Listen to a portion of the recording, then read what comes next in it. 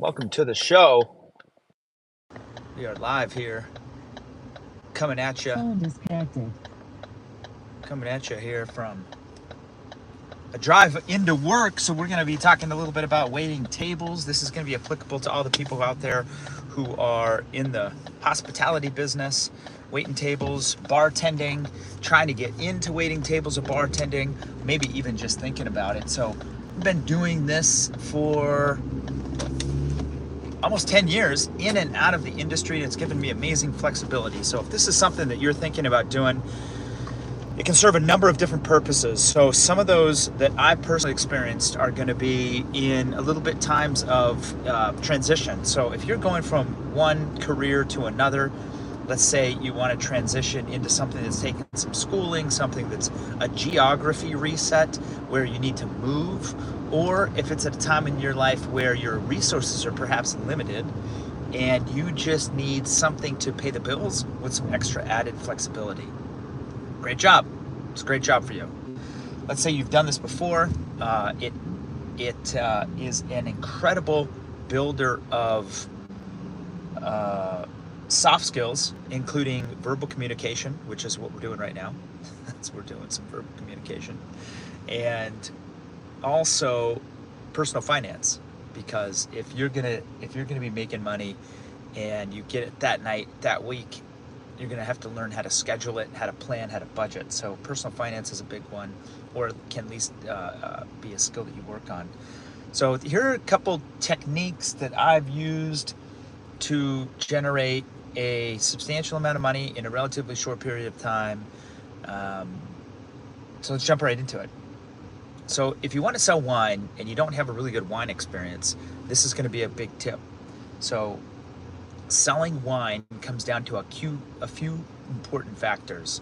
One of them is understanding who your target audience is. So you want to have a wine list that is going to have a pretty high selection of expensive wines on the list. Now, you want to narrow down your most popular dishes at the restaurant. I, for instance, work at a steakhouse. It's pretty easy. Most steakhouse wine lists are stacked heavily with California Cabernets or California blends. So it makes it easy because people are coming in, A, for a steak. 2, they probably want a California red wine to pair with it. Most of the time, people aren't coming in asking for a white wine or a various blends. If you're at an Italian restaurant, then obviously you might be Italian heavy. If you're a sushi restaurant, you might be a little bit more sake heavy. So that's an easy start, and one of the primary reasons that I enjoy working at a steakhouse, because it provides a high price point and a big wine list. And those are going to be two things that are going to be critical to allowing you to make a decent chunk of change in a rather short period of time. So you want to break down the wine list into two different categories. One is going to be what you sell by the glass. So what you sell by the glass is going to be helpful because you want to identify the top 2 wines that are the most expensive and the highest quality. And when you lead into an organization, or when you approach a table, for example, you want to just recommend the wines by the glass that you are suggesting that go the best with most of the entrees. And so again, folks, we're talking about waiters and bartenders who are going to be trying to make more money in tips. And so we're going to just be identifying, this is a little sales strategy. So identifying the most expensive or the highest quality glass of wine that you pour by the glass, of course. The second would be tiering that up to the most recognized bottle of wine on your list. So I work at a steakhouse. It's New American Steakhouse. We have a brand of wine called Caymus on our list. And so I'll just jump in and give you the exact spiel. So I approach the table. Ladies and gentlemen, welcome into Ruth's Chris Steakhouse. That's going to be the name of the restaurant I work at. Ladies and gentlemen, welcome into Ruth's Chris Steakhouse. Make yourselves comfortable. We have some water coming right out for you. We've got some fresh bread in the oven. That'll be out momentarily. If you're thinking about some drinks aside from, actually, I don't even say that. I just say we're featuring a cocktail, so we're going to cover 3 categories right here. This is my spiel. Cover it, 3 cocktails, or 3 categories. Cocktails for the non-wine drinkers, wine by the glass for the non-bottle drinkers, and a bottle recommendation or 2 for the people who are considering a bottle. Now, this shifts slightly. If people are looking at the wine list, then I go right into a practice called price anchoring, where I recommend 2 or 3 of the most actually I don't recommend, I say 1 or 2 of the most expensive bottles that we carry with the most brand recognition. So I would say, ladies and gentlemen, we're featuring Opus One on the menu tonight. It took us 18 months to get bottles back in the building. It's extremely popular and it's the pinnacle of excellence. So I'll say that. The next thing I will say to folks is going to be, we also are pouring Caymus Cabernet Sauvignon from Napa Valley by the glass. So I say the varietal, I say the name of the brand, so the name of the wine, I say the varietal and the region, and then I let them know that we're pouring it by the glass. So that's going to be an important structure of statements that you want to practice and say confidently. Ladies and gentlemen, we are pouring Caymus Cabernet Sauvignon from Napa Valley by the glass, and then just give a couple quick, these aren't bullshit descriptions because they're true, but they can kind of be applied to most wines that are nice. So you say, this is what I say, it's sophisticated, big, bold, sophisticated, and elegant. And then I give a little bit of an emotional pitch here. It's an incredible pairing with your entrees. That's what I say. So, ladies and gentlemen, welcome in. We have Caymus Cabernet Sauvignon from Napa Valley by the glass. It's a big, elegant, sophisticated Cabernet that just pairs perfectly with your steaks. Really emphasize that pairs perfectly point. A lot of peas popping. It's a kind of a rhythmic statement, and if you can say it passionately, well, you need to practice to say it passionately. Big, elegant, bold, sophisticated. So aside from big and bold, everything else you can kind of say sophisticated. Those are all subjective, but you can say those words pretty quickly and people are going to believe that. And when you bring the wine out, it delivers. So that's going to be a key point. Everything you say here is not bullshit. You're saying things that are going to deliver, and when they get it, they're going to be oohed and awed. The other thing that's important here is you're leveraging the IP, the intellectual property, the branding that they have poured into that brand. So Caymus is a hugely popular Cabernet out of Napa Valley, and they have done a ton of branding to get on famous wine lists, to be in famous cellars, and to appear as the pinnacle of excellence. And so what you're doing is you're leveraging onto that. If you were to suggest a more obscure bottle of wine or glass of wine that was equally or more superior than that, you wouldn't be able to leverage the branding and the marketing that they have poured tens of millions of dollars, hundreds of millions of dollars into.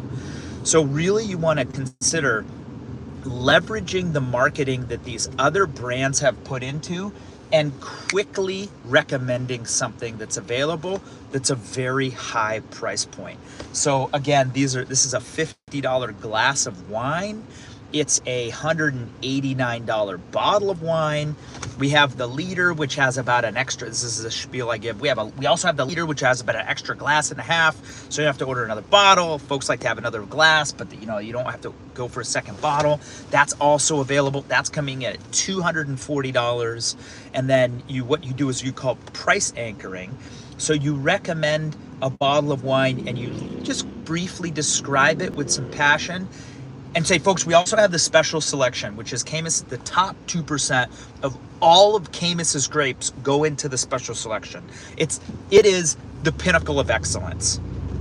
I found that term. I really like it. The pinnacle of excellence. It's a fun term. So I'll say that, folks. We have the special selection that is also available, and then you can point to it on the wine list. That's coming in at $325. So $325 down to $240 for the liter, down to $189 bottle of wine, and then they've already got these higher prices in their head. So when they go for a glass, they don't even think twice.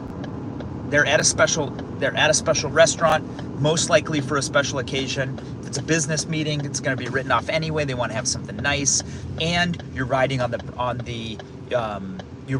intellectual property, the marketing, the branding of this big organization, Caymus. So that is one reason that I really like to use Caymus and these big brands as leverage, because hey, I'm new. What are you talking about? What is going on, Oreo boy? I am talking about, I don't know, are you still there? So I'm talking about, I work at a restaurant, and I'm talking about optimizing the job so that you can make a huge chunk of money while you're there, and you can go travel the world, take care of family, go to school, start a business, do YouTube, do other stuff outside of work. So this is a conversation on optimizing your job as a waiter and how to come in, practice a couple key strategies, and then really identify what they call the 80-20 principle, which is the Pareto principle, the 80-20 distribution law, the income distribution law, which states that 20% of the things that you do are going to bring you 80% of your results. And so if I recommend this one glass of wine, most of the people are going to buy it, and that's going to give me the most of my income. And so that's what we're talking about here. And so you got to so passion is a big thing. So really just studying one bottle of wine and really getting good at it and learning this strategy to recommend it when you walk up and to approach a table. Then when they have a glass of wine, they're going to love it. It's incredible. You say, I do investing in stock trading. That's fantastic.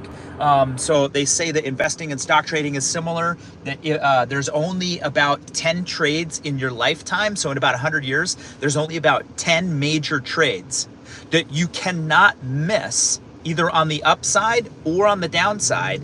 So you cannot miss on those trades in about 10 years. So they have actually identified those trades in specific cycles, in about 10-year, 100-year cycles. If you miss those trades, then you miss the majority of the profit or loss volume. And so you want to obviously mitigate or minimize the negative downside, and you want to maximize the upside. You know, if you can, you get a spread trade in there, something like that. So again, I'm talking about waiting tables. I'm putting together a little series called the Six Figure Server, where we just talk about tips and tricks on how to make great money as a waiter and how to go do other stuff when you're not waiting tables. So this is a little module on that.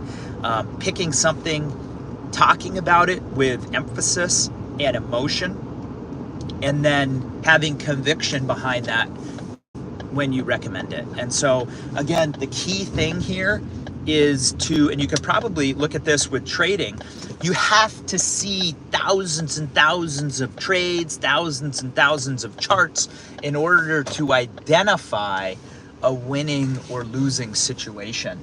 And the best way to do that is to professionally be in the situation.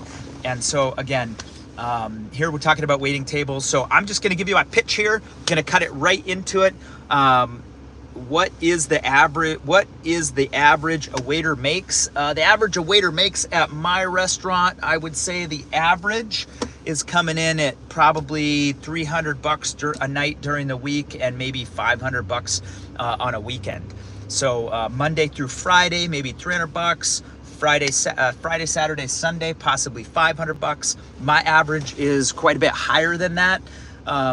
Last year, the past 2 years, I pulled in on my taxes, on my W-2s, over 100 grand. That is working about 30 to 35 hours on average a week. And then last year I took 3.5 months off So there was a big chunk of time where I was not working, and then the year before that I was trying to save some money and buy some crypto actually, and to invest, and I had to get ahead a little bit. So the year before that I was trying to work as much as possible and to really learn some of these strategies and practices. And so I would say the average waiter at a good steakhouse can make six figures, right around 100 grand. Is comfortable. I would say that's comfortable if they're somewhat familiar with wine, if there's a little bit of volume, and if the person works a solid 5 shifts a week. That's a pretty safe bet. Other places it's substantially less. You want to places where the check average is lower. You're going to look at it. It's quite a bit lower, but that doesn't account for cash, ladies and gentlemen. For the record, you have to report all of your cash to the IRS.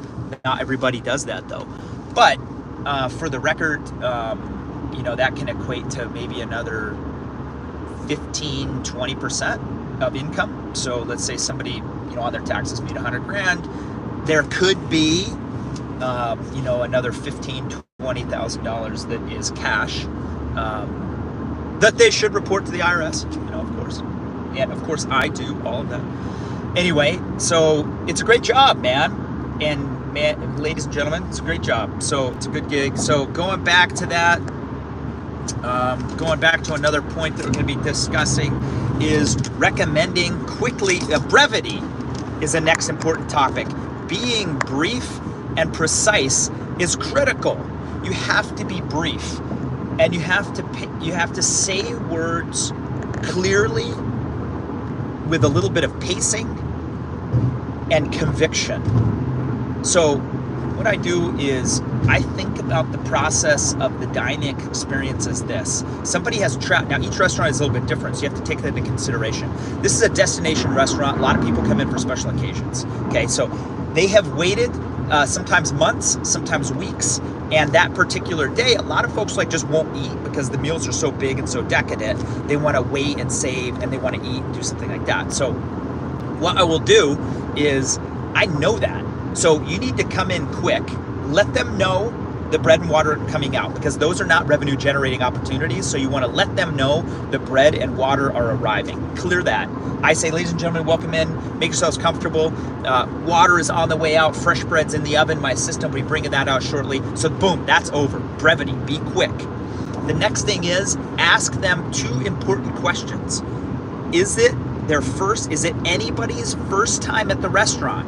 If it is, then it's helpful to go into more detail on certain things. If it's not, you may be wasting their time, and you may be wasting your time on going into things in too much detail. And you may want to just ask them, just remind them a couple key things, maybe some specials, and then ask them what they would like in a very specific order. And so, what's your other question? What is the best strategy to help a confused customer decide what to eat? To help a confused customer decide what to eat? Well, I'll pitch this to you right now. So for one, as you can tell, I have a lot of energy. So being in physical condition is important. So you have to be able to bring energy to the table.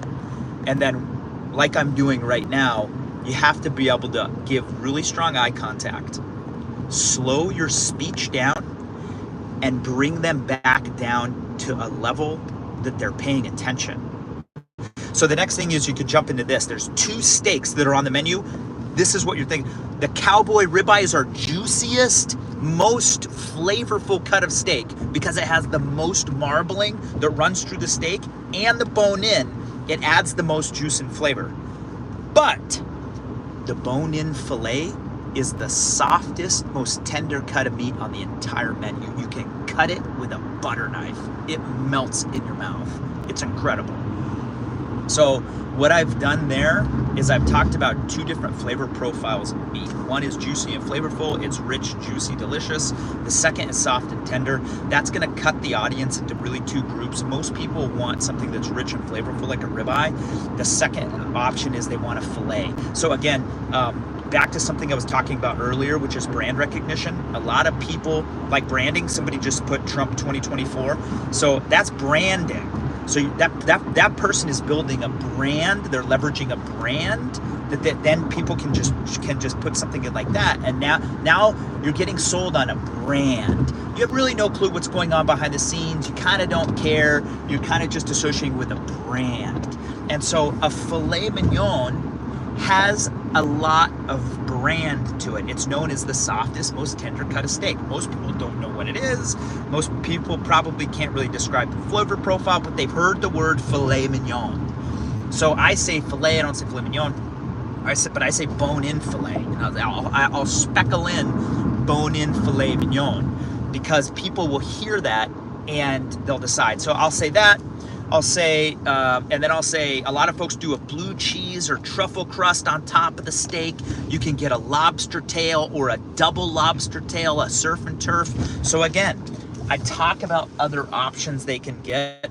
I let them know that the side dishes are enough to share for the whole table. They're served family style, so they don't have to overthink about that. I let them know that the steaks are lightly seasoned with a little bit of salt and fresh cracked pepper on both sides before they're cooked. And they come out on 500-degree entree plates, so it stays nice and hot your entire meal. That being said, I give them a little bit of time to think about some things.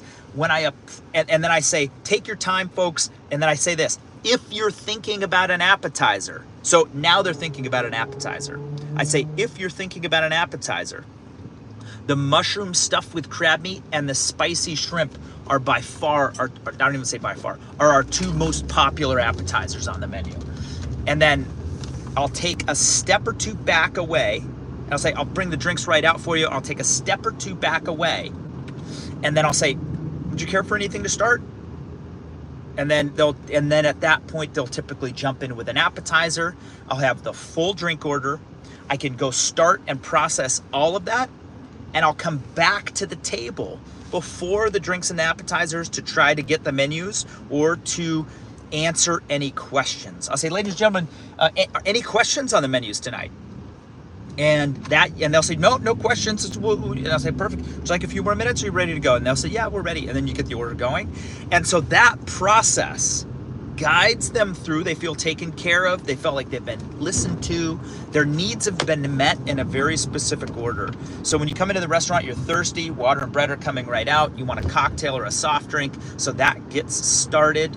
You give an overview of the menu, a recognition of a special occasion and somebody new, and then a recommendation of an appetizer, and you take the appetizer order immediately. And so that is giving them the respect that they need, that they should have. And when you're hungry and you've waited a long time to spend some money, boy, you want to spend it. And guess what? We're gonna give you that opportunity, and you're gonna have a blast. And so those are some of the tips and tricks that I've used to in my category, be one of the top in performing waiters in the country. And so I've been fortunate enough to win a lot of awards and a lot of sales competitions that have been days, weeks, if not months long. Nationally recognized VIP dinners and trips and things of that nature. So it's been pretty fun. And the beauty of it is the guest at the end, they can feel your excitement, they can feel your satisfaction, they can feel your they can feel your education. A lot of that comes through, your passion comes through. And that note, all is well. So you got any favorite restaurants? You all ever been to a good steakhouse out there? What do you think?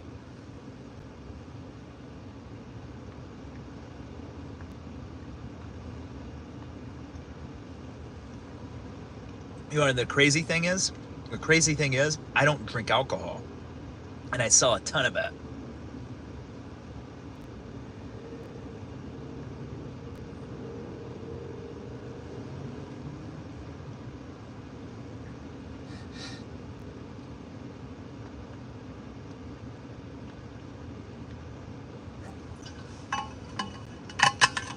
I don't drink alcohol, and I sell a ton of it at work.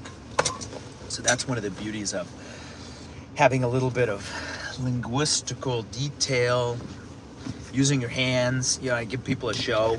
kind of let them know what's going on. A lot of eye contact, a lot of moving your face around like this, but then also pacing things down and slowing it down, and have to ask a serious question, being able to quickly and effectively deliver an answer that makes a lot of sense to them. That is super helpful. And I think there's a big element of respect there too. So yeah, that's it. That's the jam. Headed into work right now. It's a very busy weekend at the restaurant. Cruising in to Anaheim. Cruising in Anaheim, California, and having a grand old time.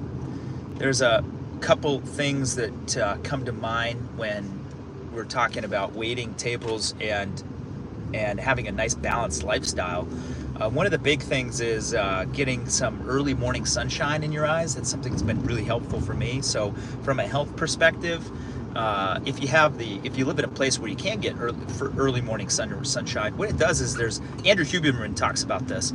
It does all sorts of cool stuff with the chemical, the circadian rhythm, balancing all of these. Yeah, each one of your little cells has like its own little clock, and all of them are set to a specific time, and that time is gauged based on a lot of factors that take place throughout the day. There's a lot of these chemical things that take place, a lot of hormonal shifts that take place based on your diet, your activity levels, your sunlight exposure, and a lot of these visual inputs.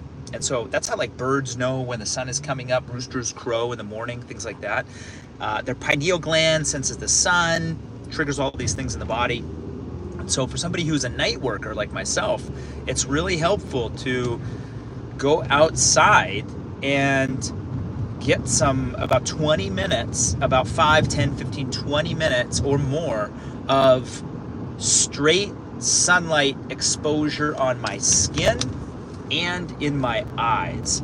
And so sunlight exposure in your eyes and in your skin helps with a ton of things. It helps with regulating your appetite. It helps with depression. They call it SAD, seasonal affective mood disorder, SAD. Seasonal affective disorder. That's a big thing in the Pacific Northwest, places where it rains. So stepping outside, not through a window. You want to get sunlight in the cones of your eyes, and that helps regulate your circadian rhythm, which is going to allow you to fall asleep at night. So a lot of folks who work at night in the restaurant industry like myself, you'll get off of work and it's 12:15, and you're going to be all amped up, you're going to be all charged up. How do you go to sleep is the question. And so it's really helpful to go outside in the morning. I try to drink a ton of water. So the rule of thumb is in the mornings, you want to chug water, and at night, you want to sip water, because your body's like a sponge. All of your organs in the morning are like sponges. So really chugging as much water as you can in the morning is going to be really helpful for staying healthy throughout the day and having a balanced circadian rhythm as a night worker, as somebody who works at a restaurant. And so coming back to that, one of the big things is Yoga Nidra. And if nobody out there has heard of Yoga Nidra before, it's really interesting. So it's basically yogic sleep. It's a trance state of sleep where somebody guides you through a meditation, but you go into a subconscious sleep state, and then you come out of it when they guide you out. You don't drop all the way into subconscious, and but you're also not conscious like you are when you're awake. So your body really gets a chance to rest. I did it today right before I left. There's a guy named Rod Stryker, and he has something called a 20-minute Yoga Nidra. You can look it up. It is one of the best things to do to get sleep if you're not getting good sleep at night. You do a 20-minute Yoga Nidra session, and it's just incredible. Another cool, interesting thing to do is something called NSDR. I'll put this in the notes. Top chat, live chat. I guess I can't chat. NSDR, can I add NSDR? Create a poll? No? Let's see here. Boom. NSDR. So anyway, that is about it. All is well out there. We are wrapping things up, ladies and gentlemen. If you have not heard of Yoga Nidra or NSDR, non-sleep deep rest, It is a super healthy practice that allows you to get a ton of sleep, a ton of rest in a very short period of time in the middle of your day. And you don't have to worry about taking a crazy nap or doing anything like that. It's super helpful and relaxing. So I would encourage anybody in hospitality to get a practice of NSDR or Yoga Nidra throughout the day. It just takes 20 minutes and it helps with cognitive functioning. It helps with mood stabilization. It helps with depression. It helps with anxiety. It'll help you get to sleep better at night. A lot of people struggle from sleep. A lot of people don't, believe it or not, don't know how to sleep. They're on YouTube, they're on their phones all the time, they're getting blasted by blue light.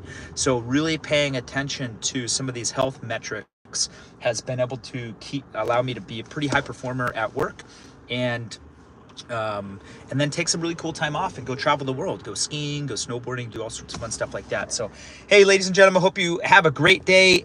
Life is good. Be well, be yourselves, as they say in the world. Carpe diem out there. Bye.